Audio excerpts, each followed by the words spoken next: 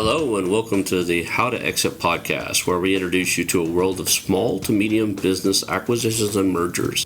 We interview business owners, industry leaders, authors, mentors, and other influencers with the sole intent to share with you what it looks like to buy or sell a business. Let's get rolling.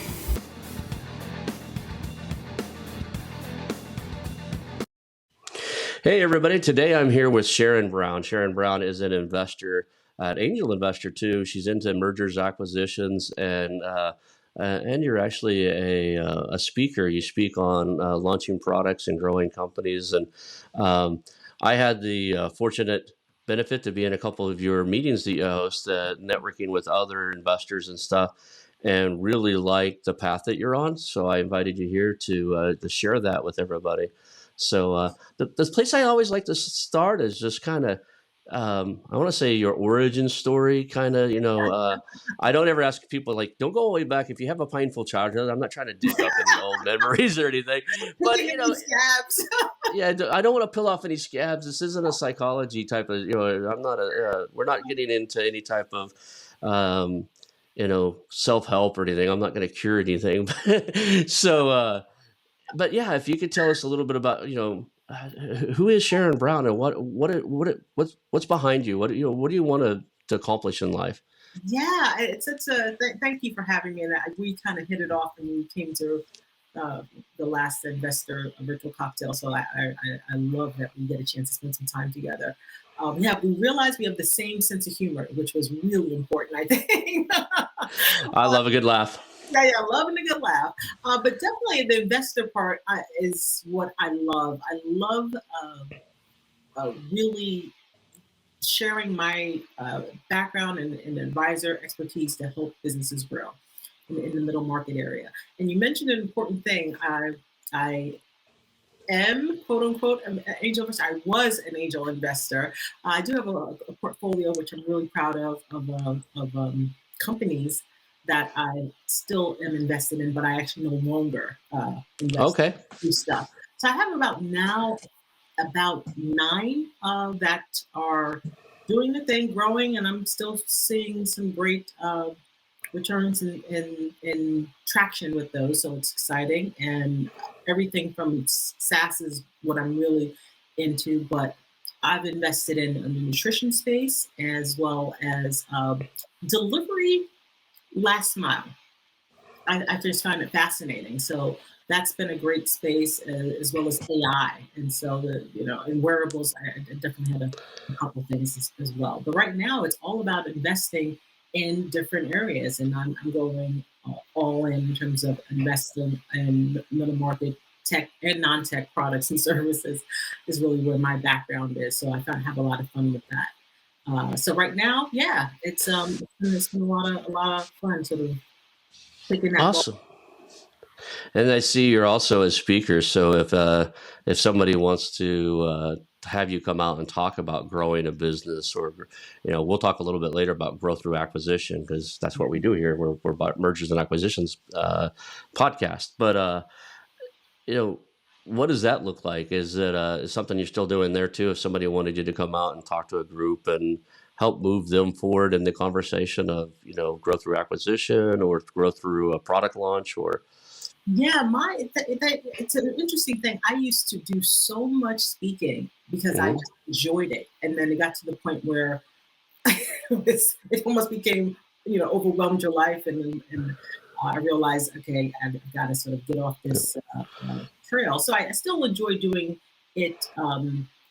Depends on what the ask is, but one of the sweet spots for me is about product launches and sharing the framework even that I've shared with many, but have used to really grow and develop billions in products and services, tech and non-tech. And so one of the things that I always sort of make as an important keynote is, if you don't know what your product or service looks like in the very beginning, and not in a theoretical sense, but if you really don't know what that thing looks like, you have a world of difficulty building it. And so imagine what that is if it's a tech product, but even if it's a non-tech product or service. And so what does that look like? And then another thing that I always speak about are I've boiled down over the course of my trajectory of my career, there really are 5 different types of products and services. And so you want to know which are you in or are you focused in, because that's about, once again, knowing what it looks like, and that's about knowing ultimately how you're going to scale and exit. And so I'll just quickly share those. Is it a widget or service type of product or service? Is it a fix and diagnose? Is it IT or systems? Uncharted territory, that means something that has never been done before, and I've had my share of those. And then lastly, is it mission critical? Meaning, if this thing isn't put into place, it's going to break things, or you're going to have customer service nightmares, or you're going to get sued. So those are the things that I'm going to often have a lot of fun with. So you piqued my curiosity in the uncharted territory, because one of the things I find is a lot of entrepreneurs believe they're on an island of one. They're in uncharted territory. Nobody's done it like this. Yeah, And that's a double-edged sword in my world. I think that um, we have a lot of history as far as business, business history since cavemen were doing, trading of of goods for furs or whatever, up until now. So if nobody's done it yet, it better be a technology play or something that's just invented in my world. What is your thought process on the? It's truly unique, one of a kind. Nobody's ever done it. You're 100% right. One, the logical question is, well, have you researched the market thoroughly enough? But honestly, I can say from my perspective, in having lived in that tech world for 3 decades, shall I say? Yeah. Yeah, you can have something that is uncharted territory in terms of that doesn't mean the universe has never seen it, but is there a variation of that? Is there a feature twist? And then just to add on to that, maybe it is actually new to your organization or to your portfolio of products and services. So that uncharted territory, that's a whole different dynamic in terms of what does it look like in terms of scoping it out, laying the foundation, knowing what those major components are, being clear around those deliverables, and then ultimately getting to a place where you get traction and scale. It's interesting is one of the things I'm hoping to do, I'm planning to do, I'm on a big project that lasts another 29 months or so. But afterwards, I think we're going to do a little world travel. And in my mergers and acquisitions role, I think I want to look for companies out there that are doing really well in similar markets, European markets, and even South African markets and Dubai, but just things that are really doing well with demographics that I can match in the U.S. and then bring that product or service here, because I know somebody that does it in the product space and he does really well with it. It's the strangest things. He brought a line of dishes along about 20, 30 years ago now, type of dishes from, I guess, South Korea, and, made a killing here and then sold that off. And he didn't even have to make them or anything. He just licensed the product to the U.S., had the U.S. license to distribute.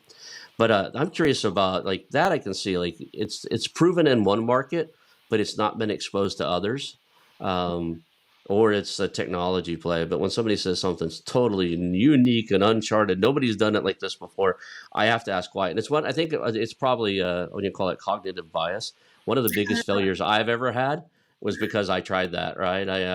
I created an online dating site called honestyfirst.com. I got featured in, I got featured in the Wall Street Journal under an article about somebody else, but they featured, my website and everything in there because we were one of their customers. And anyway, Yeah. come to find out, nobody really wants to be honest in their profile. The whole mechanism is we had a mechanism to keep people honest in their profile. And I used to joke around saying I solved the Mr. Potato Head problem. Like you would go out and you meet somebody, and he or she would kind of look like what they look like online, but somebody moves some stuff around. Oh, yeah, lots of filters. Right? Lots of filters. Back then, it was just that's an old photo. But yeah, so when somebody says it's uncharted territory, and I was like, a lot of times there's a reason why it's uncharted.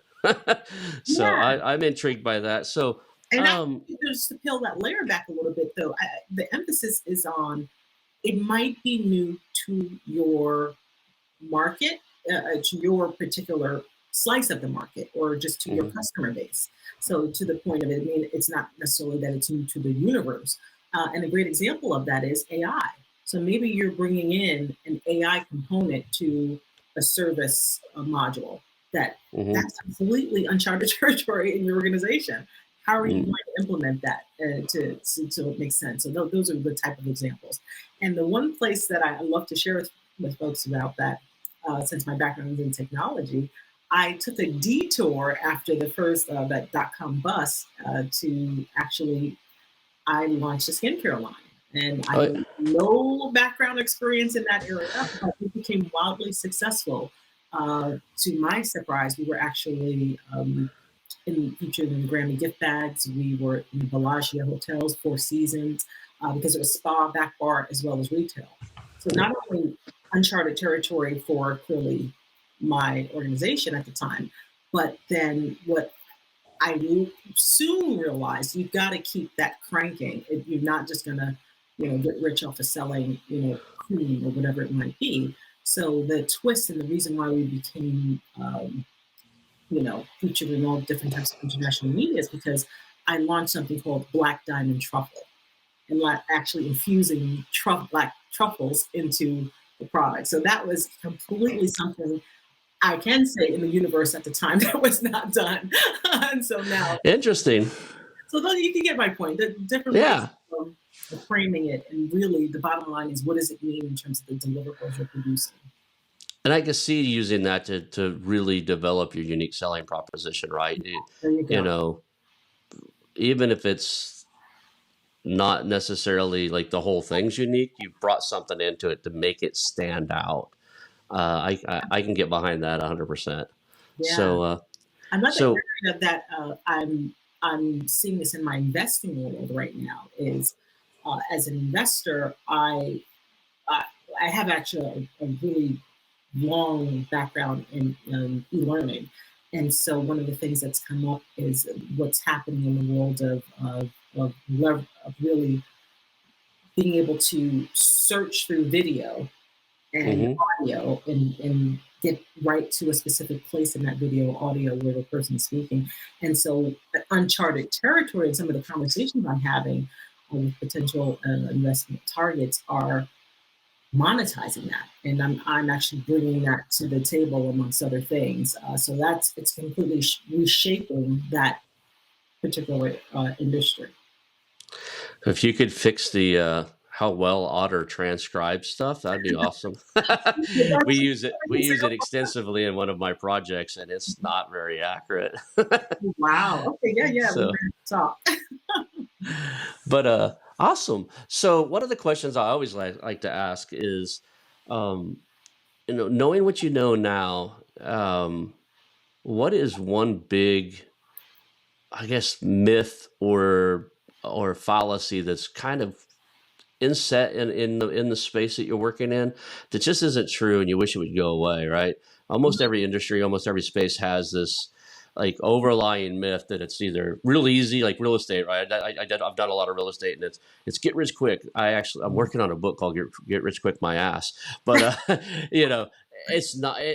It's a business, but I think every industry has this, I want to call it, overbearing or overshadowing myth that just isn't true.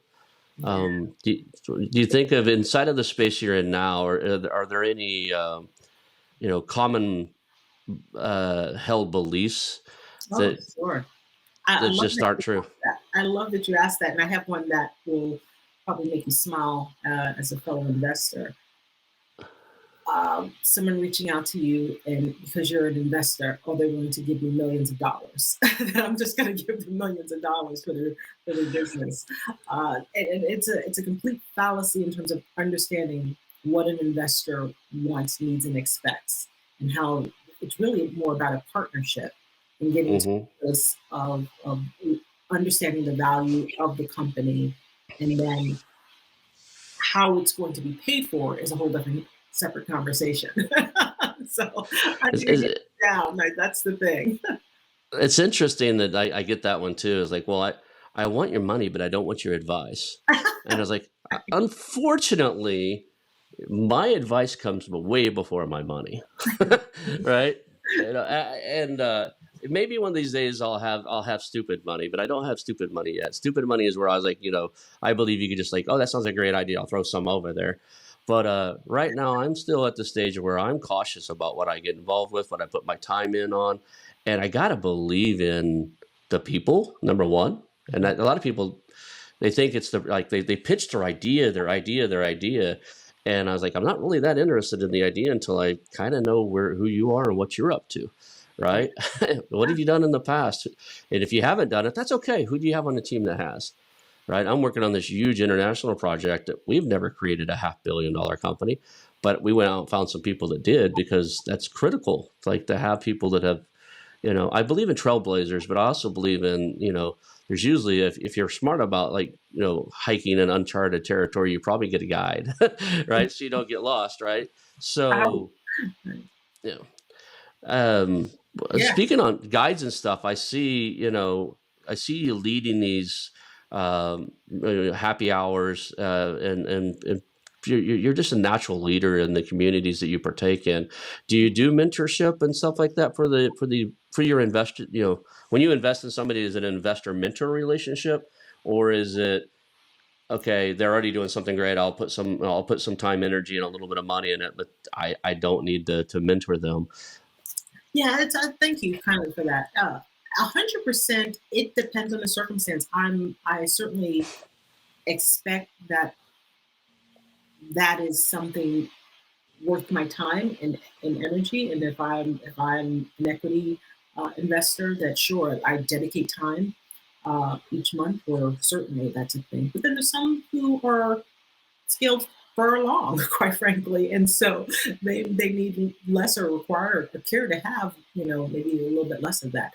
I've just come across one particular. I was actually looking to acquire a digital marketing agency as a back office, not for anything other than, but really part of my back office.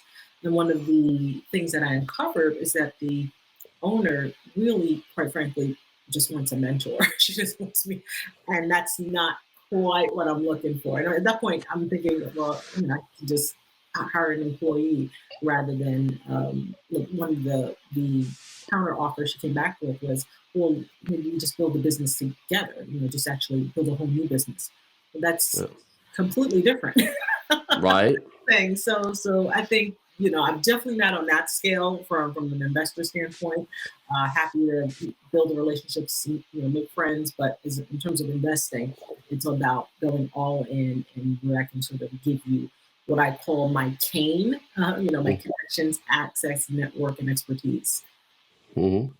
Yeah. Awesome. So along the way, you've done we both hired similar mentors in the past, so I'm aware of some of the mentorship, but other resources, like I'm an avid reader. I'm actually rereading Perry Marshall's 80/20. And funny thing is, I'm friends with somebody that knows him really well. And he recommended another book that Perry did. That's the 20% of the 80/20 book is how he proposed it. And I ordered it, not even looking at it, because somebody said read it, and I read a lot. And it turns out it's this really thin, like, I don't know if you can see that, but it's like it's it's the 20% of the 80/20 rule. But like, what resources or books or something made a real difference in where you are now that you would recommend every entrepreneur go out and read, study, or understand? Oh, great. Oh, I love that question. For me, one that I just really got through within this past COVID year is who, not how. It's such a commonplace thing that, right there you go. I figured you would have had to. Oh, knock everything in my office over. No, excellent. It is really a phenomenal. For anybody listening, don't think it's so obvious. And of course, you're going to read through things. You're going to say, okay, yeah, that makes sense. But really, if you go through that book, and I have the digital version, so I have a lot of things highlighted. You're going to be amazed at areas in your life, whether you are, as a business owner, an entrepreneur, you are an investor. you're going to find areas in your life where you have clear lessons from that book that are just going to surprise you. And I have some. Yeah. I will say for your audience, anybody that gets in touch with me, we'll give them, somebody to connect them to. And regardless, I will give about 40 of those electronic versions of that book away. And only through Amazon. So you have to probably be in the US, unfortunately, for that. But I'll be happy to do that. I I'll have believe to in edit that. that.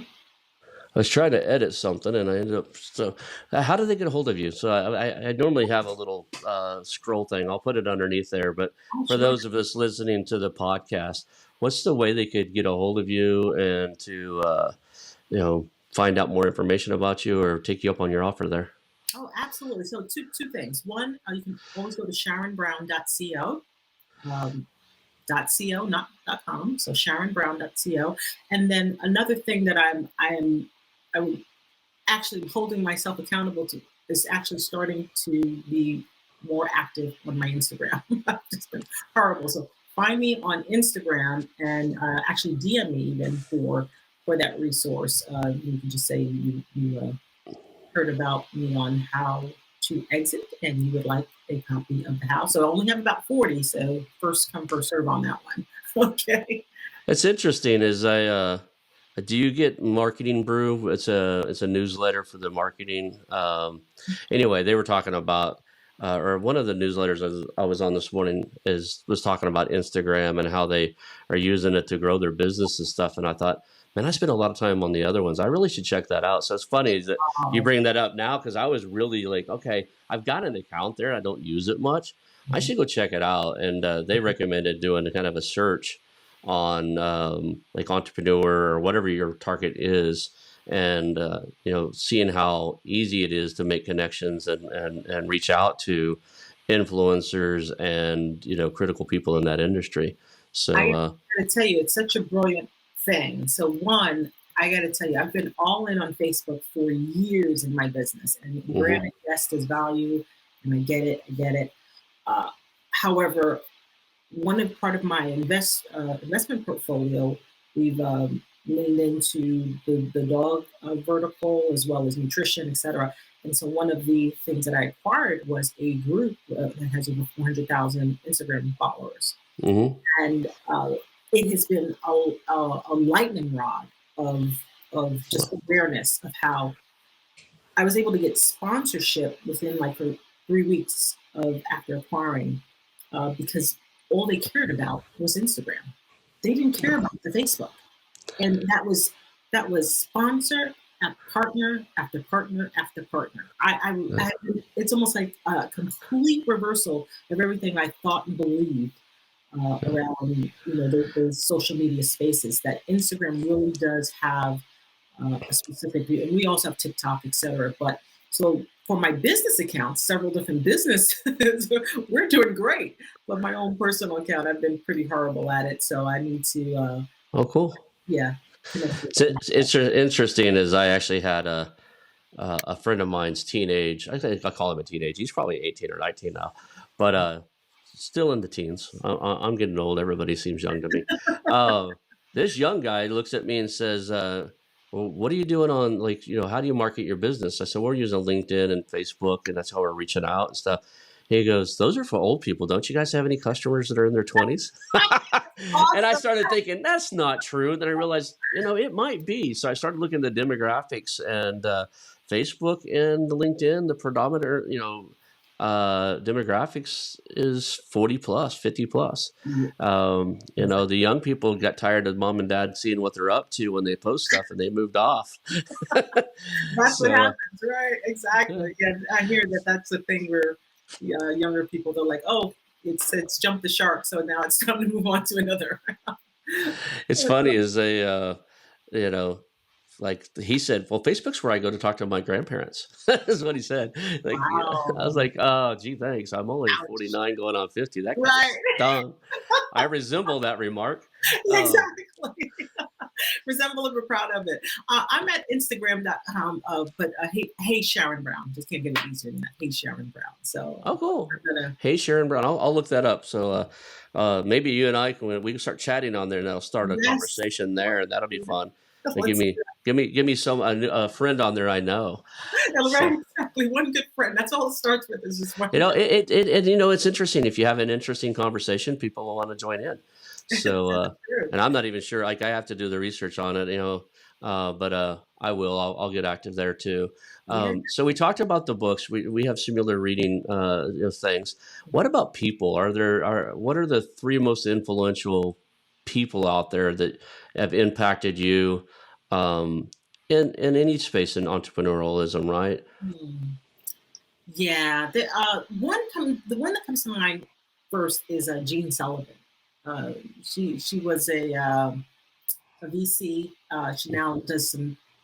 She's retired from her original business that she was part of, but is now still investing in other areas. But she really was the one that got me clear on the possibility of being in an investment world. And that's where I started in terms of even wanting to be an angel investor and going to ASTIA meetings and all kind of things like that. Really exciting.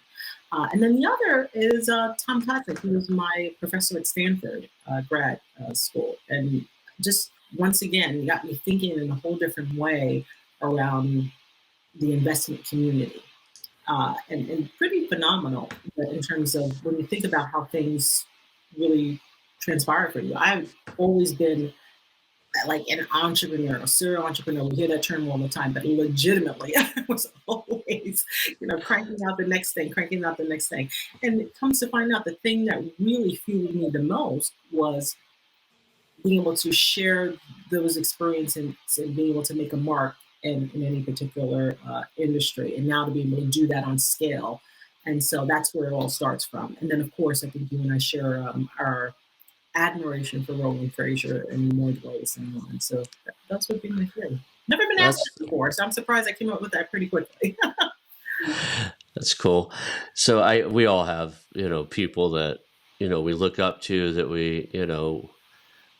that we, model our business after. I think it's, was it Tony Robbins, one of the guys that says success leaves clues, right? There's a bunch of people that say it, but I don't remember who originated it. But, I, I get that. I like that you had people that are just not in the limelight, just the authors of books or mentors you've hired that teach a particular one thing, right? I like that you have people that are influential to you that are tighter to your circle, because a lot of people, they just, we'll just talk about, who not how, and go, Dan Sullivan, the book he wrote was awesome. I was like, cool, have you ever met him? They're like, well, no. And I was like, nah, that's not what I'm looking for here, right? Not quite on the mark. It's like, it'd be like me saying Dan Kennedy. I spent lots of money being trained to be a copywriter with Dan Kennedy, and Oh, I've been at the table with him, right? I've actually sat at the table with him. I was in his inner wow. circle for a little while, but I paid for that privilege, and it was never a one-on-one mentorship. And I wouldn't consider him a mentor. He's just, he had a skill set I needed at the time in a phase of my life. Mhm. And I went to him. Same way with the acquisitions and mergers guys. I've studied under Roland. I've studied under, Jeremy Harbour. And they're great people. I want to work with them. I'd like to bring them in on some of the projects I'm working on. But as far as like a day-to-day mentor, I haven't spent enough time with them. If I would tell somebody that they should be mentored by them, right?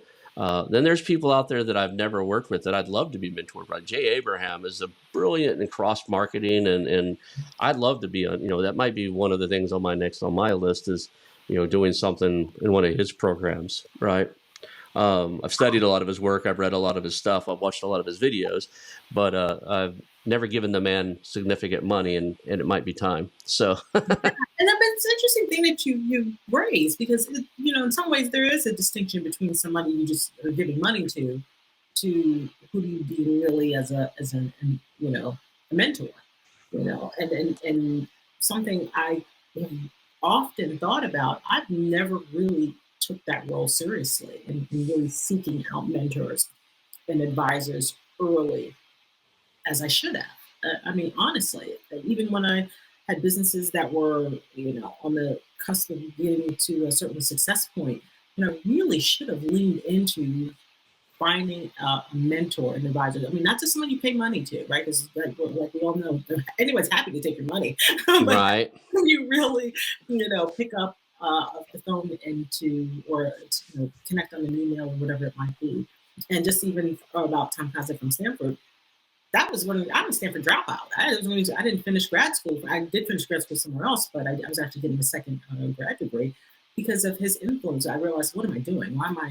Do I really need a second master's degree? Like, really? And so you realize sometimes you've got to, recognize you don't know what you don't know, and seek out those people with whom you can really build a partnership. So even if that's an investor, that's also an advisor, someone who you can just roll your sleeve and talk shop to, and maybe guide not just a company, but guide you to where you want to be. Cool. So, one of the things I like to we've covered a little bit here. Let's talk a little bit more about growth through acquisition. You mentioned it on your website. I'm a big fan of that. That's how I'm going to grow a few of the businesses I own is bolt on, what I call bolt on, or full blown acquisitions that are of my size or larger. Oh, yeah. What's your gut take on growth through acquisition? Like growing your company through acquiring others. I'm a fool for not doing it sooner. That's exactly how I feel. Why didn't I know about this 10 years ago? Yeah, So, the amount of things that I've grown from the ground up is just insane, and just smacks of just hubris and stupidity. Like, why? You didn't. If I knew that was, I didn't even think like that was completely a blind spot. Just didn't even consider that as an option. So my takeaway for that is, even if it's someone that's not an investor in part of your community, look for areas where you can partner, whether it's a JV or whatever it might be, to build something greater than you can and faster than you can on your own. And it is exactly that. You'd be surprised at what you end up growing in the end, and how fast you can actually grow and scale. and if you look at how the big guys grow and do what they do, right? There's growth through acquisition, right? You look at Google and Apple and stuff; they're buying companies weekly, right? It's crazy the pace that they're buying companies. And if you look at a lot of times they do growth through acquisition just to grow and to have new products, but a lot of theirs is acquisition of talent, right? Yes. They may not necessarily even need or want. I mean, they've got programmers; they can develop anything they wanted in house, but finding great people, there is a model of growth. What do you call it? They call it acqui-hire or something like that, where you're just acquiring the business because of the people it has and their abilities. So, have you looked into that, or?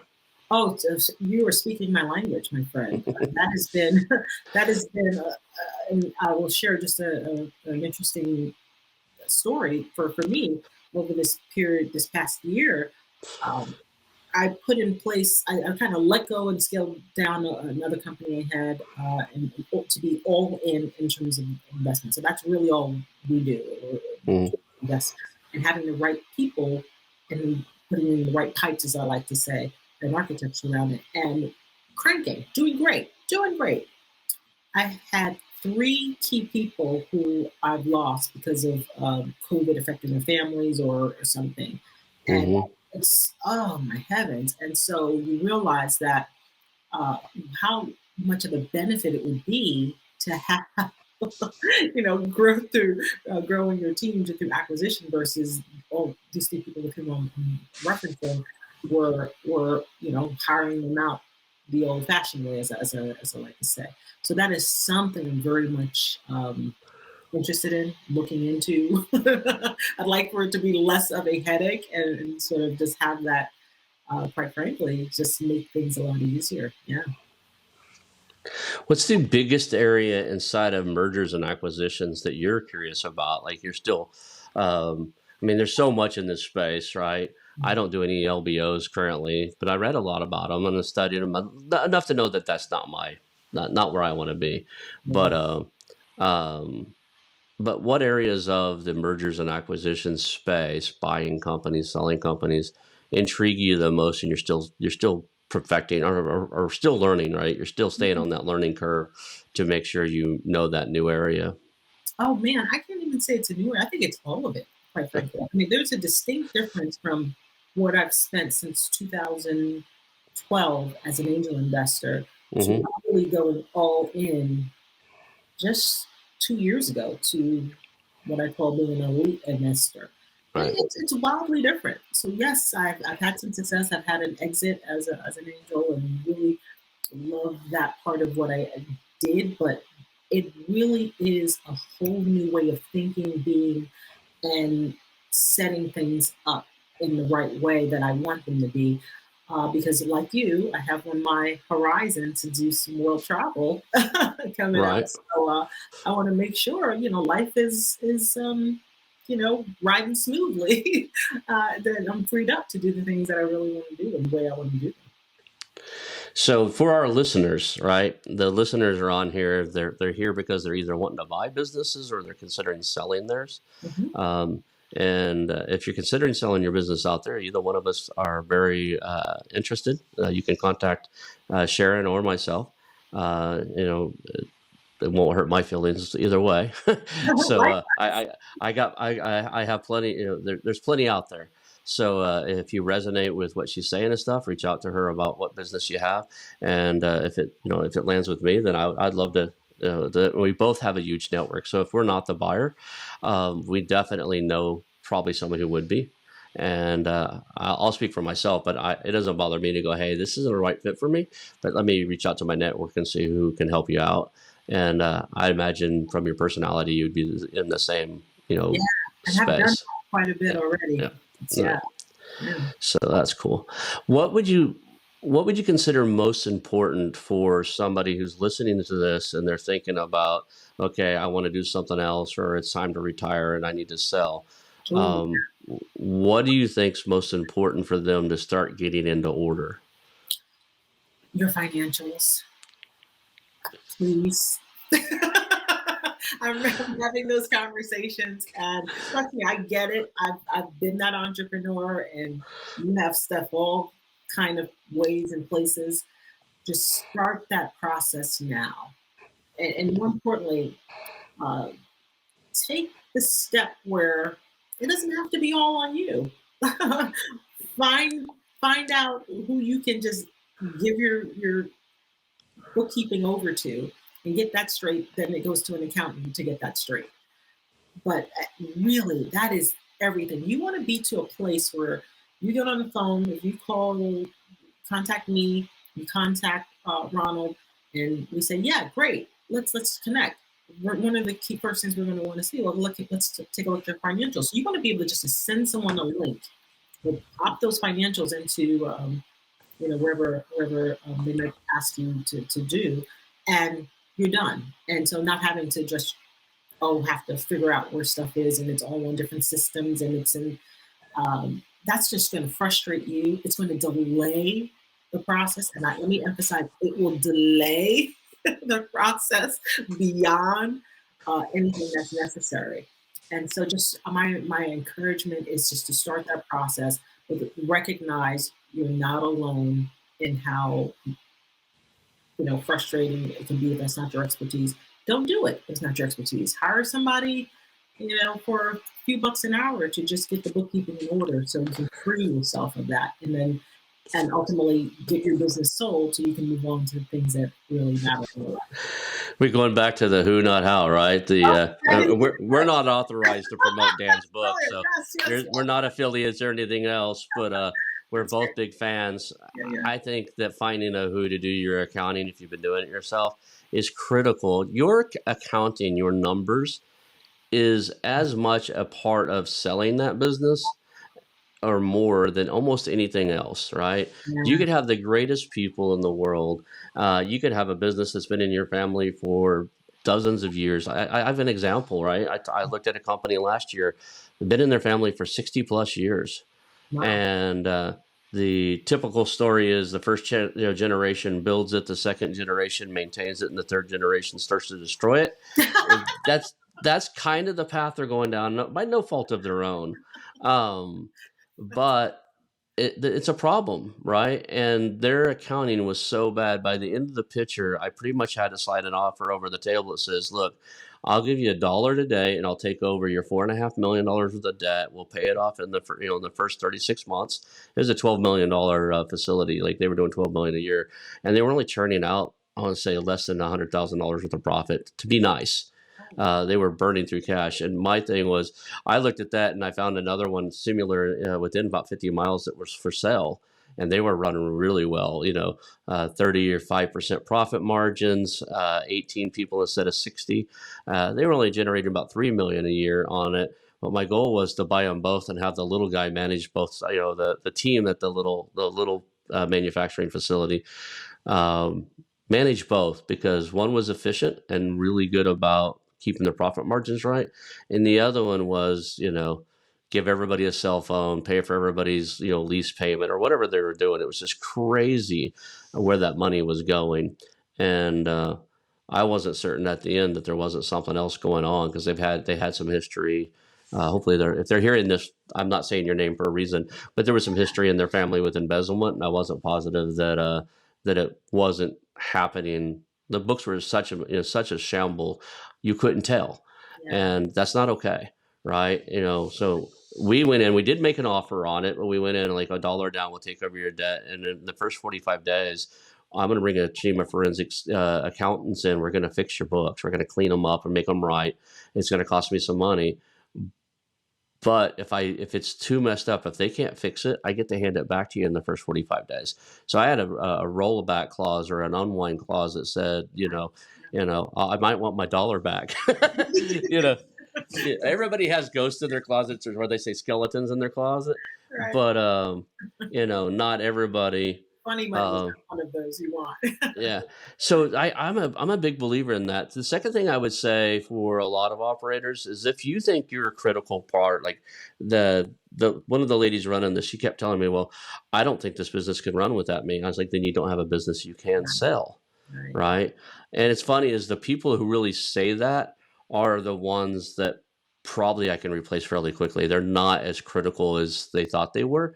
And then the other hand is like, I have a lot of guys like, "Well, anybody can run this." And I start realizing that they have a deep personal relationship with every single client, and their unique selling proposition is weak enough.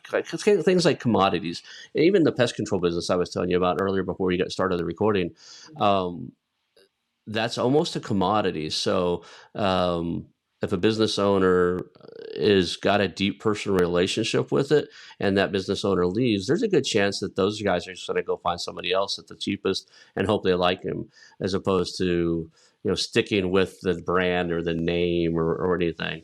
So there's that. But I think the two things that I think people should really focus on is make sure your financials are sellable, right? We do our math. Most of the valuation models that we'll come up with are based off your earnings and your income, your profits, and stuff like that. So it's critical, if you want a decent price for your business, you probably ought to have your financials nice and clean. And the other thing is, it needs to rectify, or you call it, what's the word I'm looking for? Your tax returns ought to look like your business. We need to be able to verify it somehow, and that's one of the biggest problems I see with a lot of small business owners is their tax returns say one thing and their business books say another, and they're not reconciled. They're not fixed. I mean, they're not.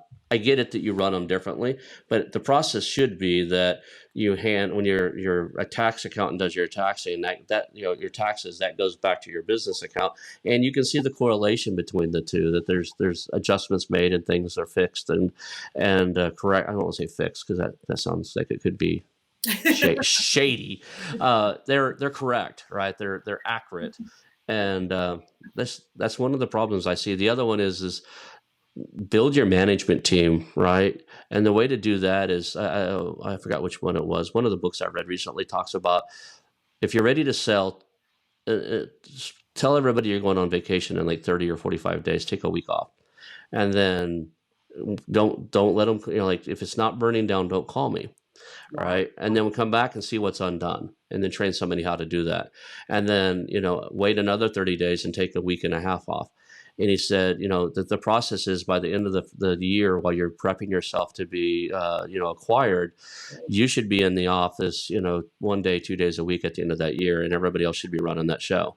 That's when you can prove to an investor like us that we don't need you around, because most of the time on acquisitions, we're going to need you around for 2 to 3 years, hit certain goals. There's going to be like earnouts and all kinds of crazy stuff if you don't have that done, right? If you're a critical player, then we have to phase you out. And I would rather meet a business owner and see a business where they've already done that.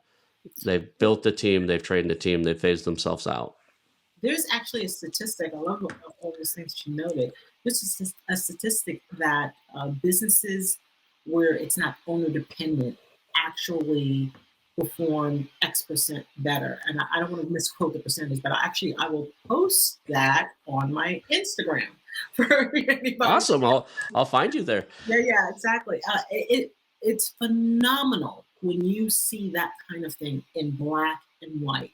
That it's not just, for example, what Ronald just shared. Is you're not just sharing these things as if, you're the, great uncle or scolding people to get their financials right. But there really is legitimate business sense around it.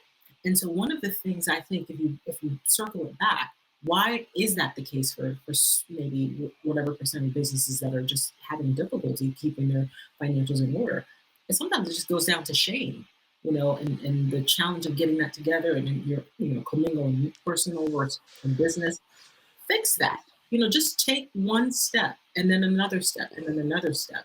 But 100%, what you're highlighting for everyone is bang on. And there is a metric to prove that you can actually earn more when you try to sell your business when you are not the focal point.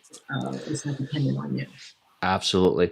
So we're running close to time here. And the questions I always like to ask is, we've asked a lot of questions. We've talked about a lot of topics, but what's one or two questions I should have asked? Like what's one or two things you think, man, if you're buying a business or selling a business, we should have really spoke about X or Y? Great. So for buying and selling, how to exit would be one. And what I mean by that is, we talked about that financial piece of it, but knowing what that looks like to, on board, if you will. And so beyond just your financials, what does that process look like to actually transition that to a new owner? And have you thought about those things just for everybody listening out there, and maybe having that sort of checklist would be really one of the most, I think, kind of fun pieces that I always see now when I acquire specifically a tech business, is that it is all over the place in terms of onboarding systems. Some people are just, and so I have it down pat for at least for my group here, but I would like to see some uniformity in terms of how people think about that, because once again, those are the type of things that create delays, and that means even delay in you getting your final payment, if you will, if it's part of the negotiation. And then I guess I'll end on the note where I honestly think if you do a little research and you understand your industry and what people are paying for businesses in your industry, you could significantly increase what you get for yours by changing some minor things. So if for instance, I'm in this big, huge marketing roll-up where we're buying marketing agencies all around the world. And Nice. systems and processes are one thing, but recurring revenue that you can count on is much more attractive than one-time fees, right? And I've seen some agencies that are having a real tough time right now because they were on fee-based and not a monthly retainer, not like a regular thing. And all of a sudden their biggest clients don't renew because they're cutting back for a little while or something. And that could happen on, monthly too, but it's a lot more impactful when you're thinking you're going to get a big $25,000 renewal check or $50,000 renewal check than it is from, what is that, $2,000 a month or something, that is removed. Good So point. understanding how your businesses are valued, like does monthly recurring revenue have a higher multiple than standard revenue? It depends on it. Like the SaaS industry, if you're not doing software as a service, for those who are not in tech, if you're not in a monthly billing or yearly annual, like if you're not in a subscription based model in that space, you're cutting yourself short, because that's one of the reasons they're so sexy for us investors is it's guaranteed revenue every month. So I don't know what's your opinion on that. I mean, I don't know too many SaaSes that try to use a different model. I've seen two, and I'm like, what are you doing, right? Like they went on like a retainer model, and they basically you pay them one time lifetime fee, and you never have to pay them again. And I was like, yeah, you're gonna wish 12 months from now you're gonna wish you hadn't done that. Yeah, we So. got that one. Yeah, no, you're spot on. And I would just add to that, there's even other recurring models beyond just a subscription model to consider. Mhm. And that even steps you up even more in terms of what, as an investor, we would be looking for. So, yeah, a lot of opportunity there. Yeah. Yeah, if you can show me your product life cycle and you have an escalation inside of it, that somebody comes in at one price and you grow them, encourage them, and scale them up to a much more exclusive price model product and service, I'm intrigued by that. But that's just kind of where I resonate, right? Yeah. I love recurring revenue models, and I love models where I can improve what I'm offering you, and it helps your life to be better because it's a better, higher quality product. But I had to charge more, so I get more value out of my customer because I'm delivering more value. Right. Yeah.